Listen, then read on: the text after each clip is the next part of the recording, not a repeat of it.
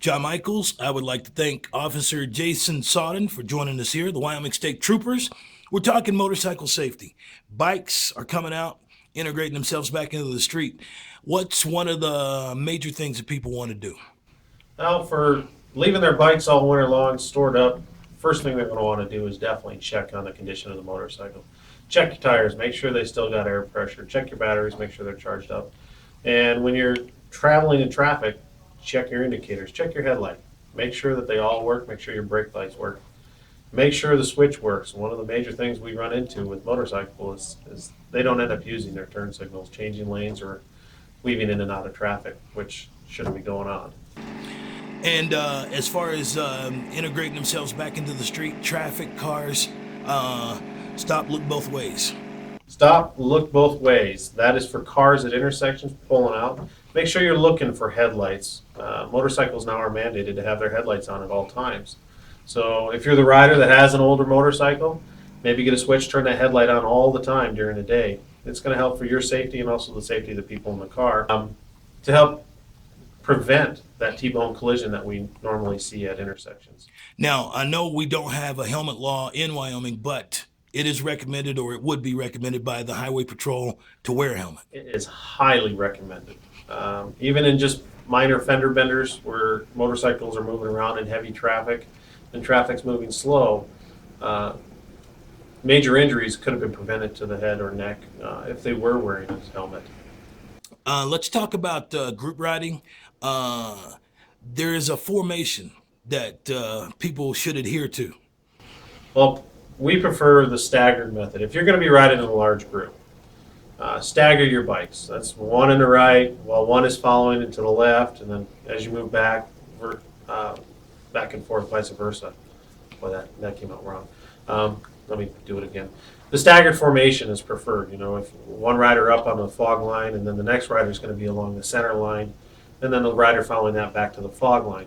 This is going to allow, if in case of an emergency situation, each rider then can move left or right in the lane of travel or into the other lane of travel to avoid any type of object that comes in the road. If you're riding side by side, you're reducing your maneuverability on the roadway to avoid things. And that would be called giving yourself an out. Giving yourself an out.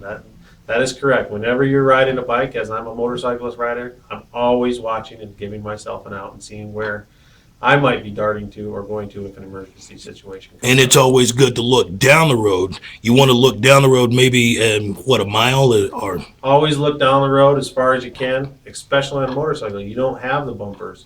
You don't have the seatbelts to help save you and protect you. So always look as far as you can down the road to see what's coming up and run through processes in your head and think of what could happen with what's in front of you. Now, brightly colored clothes would be recommended. Definitely recommended. Black leather pants, black leather jacket, black helmet, or black hair. It doesn't really stand out if you're going to ride at night, and it doesn't draw the attention of somebody driving a car to your location and as you're going down the highway. I guess as a black man, I shouldn't be on a bike. We'll just get you a fluorescent disc. There you go. I appreciate that. Something else that you think would be important for people to know when they're out riding? You know, as the motorcyclist rider, remember, people aren't always looking for you, and then also the way that you ride puts an impression not only on law enforcement but also the public. Normal, common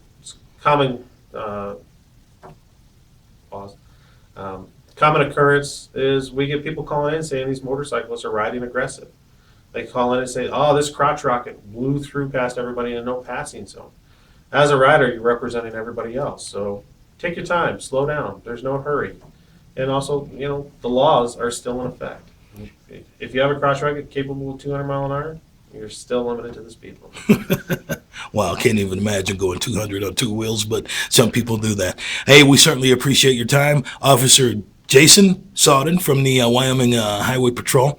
Little time, just trying to make sure that people have a little bit more as they go out on the road. The more you know, the more safe you can be, not only for yourself, but also other people. And it's mainly for yourself because, as you say, on a bike, you don't have bumpers and airbags. It's just you.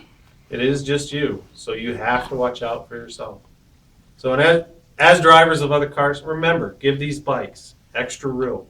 Follow them further behind because that motorcycle can almost stop on a dime. Your car, not possible.